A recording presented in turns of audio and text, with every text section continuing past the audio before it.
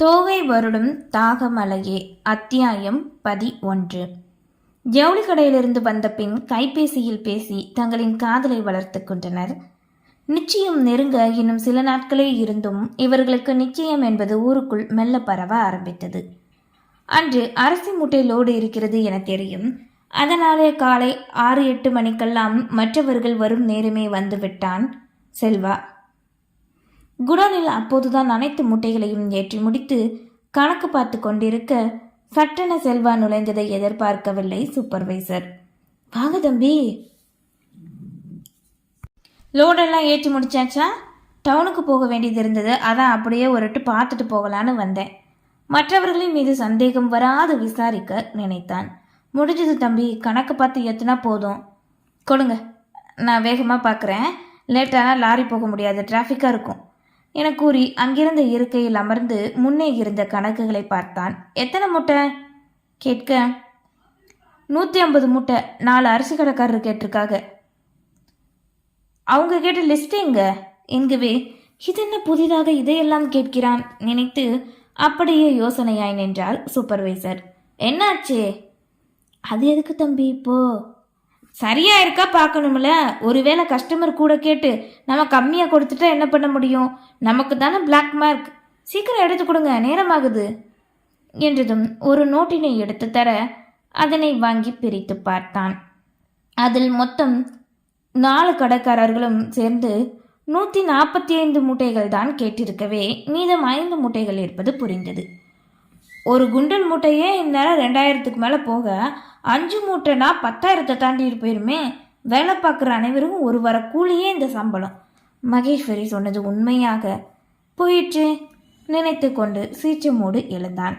என்ன கணக்கு தப்பா இருக்கு? அதிகமாக 5 மூட்டை இருக்கு. இல்லையே தம்பி, நல்லா எண்ணி பாருங்க என்றதும் கண்டுபிடித்து விட்ட இவனை வைத்து அவர்களால் என்ன செய்ய முடியும்? மன்னிச்சிருங்க தம்பி, ஏதோ தெரியாமல் கணக்கு பண்ணி ஏற்றிட்டேன். இது முதல் தடவையா இல்லை எத்தனாவது தடவை? உங்கள் ஞாபக மறதிக்கு 1000 கணக்கில் பணம் போகுது, இருங்க வந்து கவனிச்சுக்கிறேன் என கூறி வெளியே வந்தவன் லாரியில் இருந்த மூட்டைகளை எண்ணி புதிய பில் ஒன்றை அடித்து டிரைவரிடம் கொடுத்து அனுப்பினான்.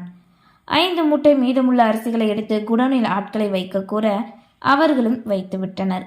என் ரூமுக்கு வாங்க முதல்ல என கூறி அக்னியாய் தன் அறை நோக்கி செல்ல அங்கே வேலை செய்த யாருக்குமே சூப்பர்வைசர் செய்து வைத்த செயல் தெரியாது.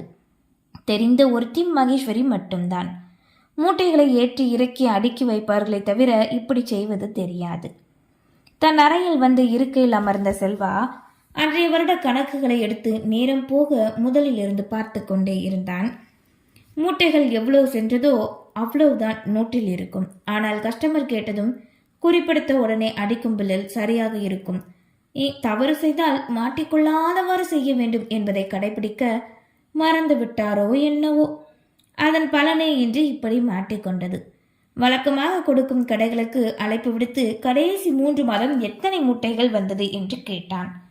3 மணி நேரம் கடந்து ஒரு வழியாக ஆதாரத்தோடு சூப்பர்வைசரை பிடித்து கொண்டான். என்ன இது? உங்களை நம்பி ஒரு பொறுப்பை ஒப்படைச்சா படித்து நீங்களே இப்படி பணத்துக்கு ஆசைப்பட்டு செஞ்சுருக்கீங்க. இந்த வருஷம் மட்டுமே நீங்கள் 1,70,000 ரூபாய் சுருட்டியிருக்கீங்க. அப்போ நீங்கள் 3 வருஷமாக இங்கே வேலை பார்த்துருக்கீங்க. பழசெல்லாம் எடுத்து பார்த்தா தான் தெரியும் உங்கள் லட்சணம் என்னன்னு. தம்பி ஏதோ தெரியாமல் மாட்டிக்கொண்ட எண்ணத்தில் என்ன பேசுவதென்று தெரியாது. மன்னிப்பு வேண்ட. எதுவும் பேசாதீங்க. நான் யாரை சும்மா விட்டாலும் நம்பிக்கை துரோகம் பண்ணவங்களை சும்மாவே விட மாட்டேன் என்றவாறு தன் கைபேசியை எடுத்து காவல் அதிகாரிக்கு அழைத்தான். தங்களின் ரைஸ் மில்லில் திருட்டு வேலை நடந்ததாக தகவல் கொடுத்து கைபேசியை வைக்க, தம்பி இப்படிலாம் பண்ணாதீங்க, நான் புள்ள குட்டிக்காரன் கெஞ்சுவே. அதை நீ பணத்தை எடுக்கும் போது யோசிச்சிருக்கணும். நான் திரும்ப எப்படியாவது அதை கொடுத்துட்றேன். அதென்ன எப்படியாவது? கண்டிப்பாக நீ கொடுத்துத்தான் ஆகணும். இருந்தாலும் நீ கை வச்சதுக்கு ஜெயிலுக்குள்ளே இருந்து அனுபவி. உன்னையெல்லாம் நம்பி வச்சதுக்கு என்ன சொல்லணும்? வெளியே வா முதல்ல. அழைத்து வெளியே வரவே அங்கே வெளியே வேலை பார்த்தவர்கள் அவர்களைத்தான் கண்டனர். நீ எல்லாம் இத்தனை நாள் சோத்து தின்னையா இல்லை வேற எதுவுமா? ஆனால் வார்த்தைகளை கொட்ட மற்றவர்களின் முன் இந்த ஒற்றை வார்த்தையிலே அவமானம் கொண்டார். எல்லாரும் கேட்டுக்கோங்க, சார் இன்னைக்கு என்ன பண்ணியிருக்காங்கன்னு தெரியுமா என நடந்ததை அனைவரின் முன்பு கூற அதிர்ந்து விட்டனர் அங்கிருந்தவர்கள் பலர். அவன் ஊர்க்காரர்கள், இவனையெல்லாம் சும்மா விடாத தம்பி, சூப்பர்வைசருங்கிற பேர்ல சும்மா தான் சுற்றிக்கிட்டு இருக்கான். நீங்க வெளியில போனா போதும் உள்ளேயே வச்சு சிகரெட் அடிக்கிறது, பொம்பளைகளை தனியா இருந்தா கையை பிடிச்சி இழுக்கிறது, இதுதான் இவனோட வேலை. ஏன் இது நீங்க என்கிட்ட இத்தனை நாள் சொல்லல? முதலாளிக்கு அடுத்த இடத்துல இருக்கிறவன் சொன்னா எங்களுக்கு தானே இவனால கஷ்டம், அதான் தம்பி என்கவே சீற்றமோடு சூப்பர்வைசர் கன்னத்தில் ஆராய்ந்தார். செல்வாவிற்கு இவன் சுருட்டி கொண்டிருந்தது கூட பிரச்சனை இல்லை. எப்படி தான் புனிதமாக கடவுளாக மதிக்கும் இந்த தொழில் செய்யும் இடத்தில் சிகரெட் அடிக்கலாம்? பெண்களிடம் எப்படி இவன் வம்பு செய்யலாம்? தானே வெளியே சென்று சிகரெட் அடித்து வர இவனுக்கு என்ன நெஞ்செழுத்தம்? ஆத்திரம் தீயாய் எரிய அடிவாங்கிய சீற்றத்தை உள்ளுக்குள் அனலாய் வைத்து நின்றிருந்தான். இவனையெல்லாம் எதுக்கு தம்பி இன்னும் வேலையில வச்சுக்கிட்டு இருக்கீங்க? அனுப்புங்க தம்பி. முதல்ல அனுப்பிட்டா என் பணத்தை எப்போ வாங்குறது? போலீஸை வர சொல்லியிருக்கேன். மாமியார் வீட்டுக்கு போய் அவங்க இவனை சிறப்பாக கவனிச்சு எனக்கு தேவையானதை வாங்கி தருவாங்க. ஆக்ரோஷத்தில் சீறியவனோ எதிரே இருந்தவனை சட்டையை பற்றி கொண்டு நின்றான். மகேஸ்வரியின் நினைப்போ, நான் சொல்லும் போது நம்பாம இப்ப ஏதோ இவரே கண்டுபிடிச்ச மாதிரி வந்து நிக்கிறத பாரு. உதட்டை சுளித்து கொண்டு தன் வேலையை பார்க்க ஆரம்பித்தாள். காவல் அதிகாரிகள் வரவே, இங்க என்ன திருட்டு நடந்தது? செல்வாவிடம் வந்து கேட்க அவனோ நடந்த அனைத்தையும் கூறினான்.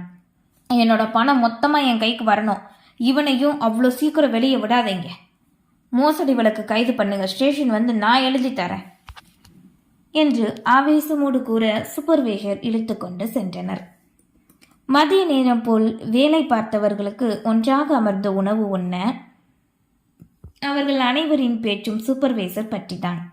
அப்படி பேசிக் கொண்டிருக்கும் நொடிதான் செல்வாவிற்கு திருமணம் நடக்கப் போகிறது என்ற செய்தியும் மகேஸ்வரியின் செவியில் வந்து விழுந்தது. என்ன சொல்றீங்க? தம்பிக்கு கல்யாணமா? ஆமாக்கா, 2 வாரத்துக்கு பரிசம் போட போறாங்க. ஐயா விட்டு பிள்ளைங்க 2 பேருக்குமே கல்யாணம் தான். பொண்ணு சங்கரங்கோயில் தானா, ஐயாவோட மருமகன் நம்ம ஊர் விஓ தான். சரியா போச்சு போங்க, சும்மாவே அவங்க ஆட்டம் தாங்க முடியாது. இனி ஊருக்கு ஒரு நல்லதாவது வந்த மாதிரி தான். கல்யாணம் எப்போவா? அது தெரியல. எப்படியும் கோவில் கும்பாபிஷேகம் நடக்கிறதுக்குள்ள வச்சிருவாங்க. அப்பதான் இன்னும் கொஞ்சம் பணத்தை சுருட்ட முடியும். ஏ புள்ள, அமைதியா பேசு, தம்பி உள்ளக்க தான் இருக்கு, காதுல விழ போகுது என்று அங்கிருந்து பெரியவர் ஒருவர் கூற, நமக்கு எதுக்கு இங்கே வச்சு இந்த பேச்சு, வாங்க தின்னுட்டு போய் வேலையை பார்க்கலாம் என்றவாறு உணவருந்தி முடித்து எழுந்து சென்றனர். எப்படியாவது மகேஸ்வரிக்கு நன்றி கூற வேண்டுமென நினைத்து அவள் தனியாக இருக்கும் வாய்ப்பினை தேடிக்கொண்டிருக்க, எங்கே அந்த வாய்ப்பு அன்று கிடைக்க இருவரின் பார்வையும் எப்போதாவது சந்தித்து கொண்டாலும் முகத்தை தான் திருப்பினான். உள்மனம் அறியாது அவனின் மீது கோபத்தில் இருந்தால் வெளிமனத்திற்கோ தன்னை நம்பாமல் அன்று திட்டியதுதான் காரணமாக இருந்தது. மறுநாளே நன்றி சொல்லும் வாய்ப்பு கிடைக்க, எவ்வளோ இந்தா தன் அறையை சுத்தம் செய்து கொண்டிருந்தவளை கண்டு அழைக்க, சொல்லுங்க என்றவாறு திரும்பி அவனை கண்டாள். சூப்பர்வைசர் பற்றி சொன்னதுக்கு நன்றி. நான் சொன்னது எங்கே நீங்கள் நம்புனீங்க? நீங்களா தானே கண்டுபிடிச்சி எல்லார்கிட்டையும் சொன்னீங்க.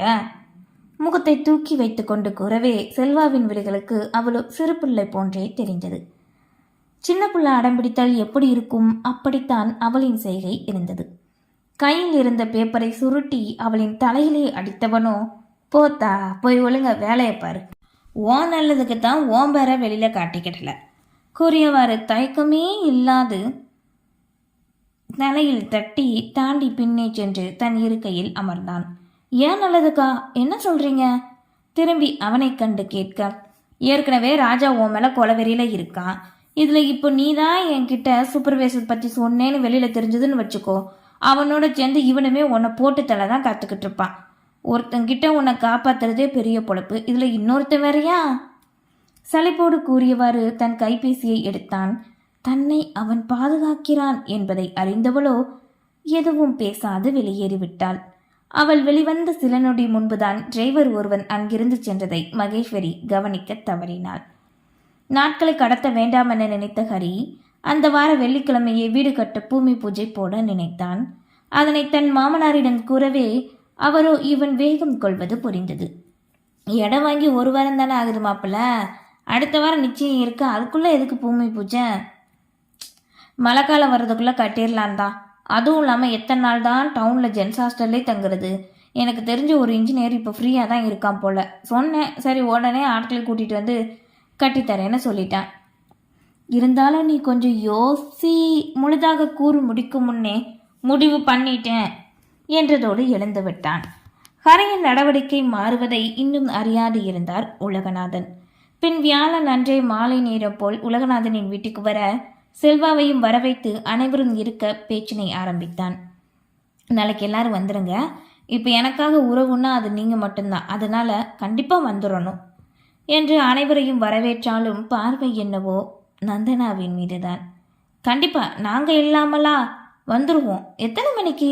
உலகநாதன் கேட்க, காலையில் 8 மணிக்கு. சரிப்பா எங்கவே நந்தனா வந்து காஃபி கொடுக்க வாங்கி பருகி சென்றான். அன்றிரவு நந்தனாவின் கைபேசிற்கு முதல் முறையாக அழைப்பு விடுத்தான் ஹரிஹரன்.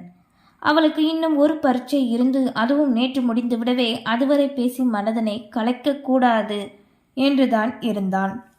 புது நம்பரில் இருந்து அழைப்பு வரவே யாராக இருக்கும் இந்த இரவு நேரத்தில் நினைத்து எடுக்க, ஹலோ நந்தனா. எடுத்ததும் அவளின் பெயரை அழைத்தான். குரலை வைத்தே கண்டுபிடித்தவளும் சொல்லுங்க என்றாள். எக்ஸாம் எல்லாம் எப்படி எழுதுன? இதுக்கு தான் கால் பண்ணீங்களா?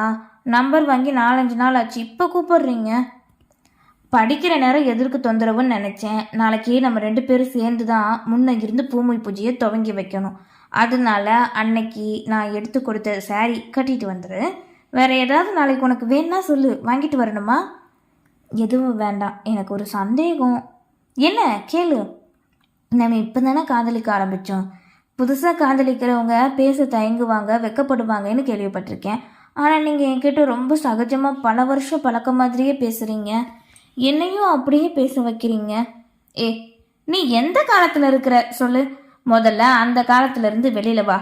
எதா இருந்தாலும் சரியோ தப்போ மனசு விட்டு பேசிடணும். மனசுக்குள்ளே வச்சிருந்தா வலியை கொடுக்கும். எதுக்கு அது சொல்லு.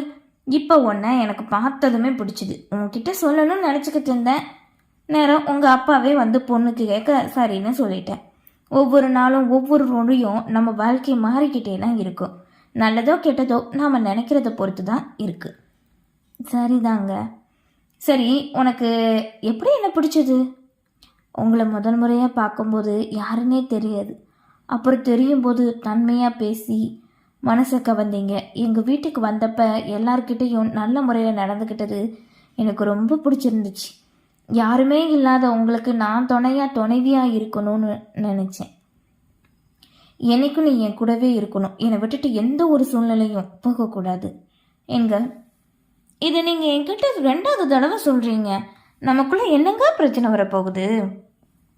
அதான் சொன்னேன்ல, எப்போ எதுனாலும் நடக்கலான்னு. ஆமாம், கேட்கணும்னு நினச்சேன், மறந்தே போயிட்டேன். உனக்கு உங்கள் அப்பாவை பிடிக்குமா? என் அப்பா தான் என்னோட உலகமே. அவர் மட்டும் என்னை எடுத்து வளர்க்காமல் இருந்திருந்தா நான் இந்த நேரம் உயிரோடவே இருந்திருப்பேனா கூட தெரியாது. சட்டென நந்தனாவின் விலைகள் அதனை கூறும் போதே கலங்கிவிட, சரி காலையில் சீக்கிரம் வரேன், வச்சிடுறேன் என்றவாறு பட்டன அழைப்பினை துண்டித்துவிட ஹரிக்கு பெரும் யோசனை. தான் செய்வது சரியா தவறா? பதிலறியாது மனமோ தத்தளித்தது. நன்றி.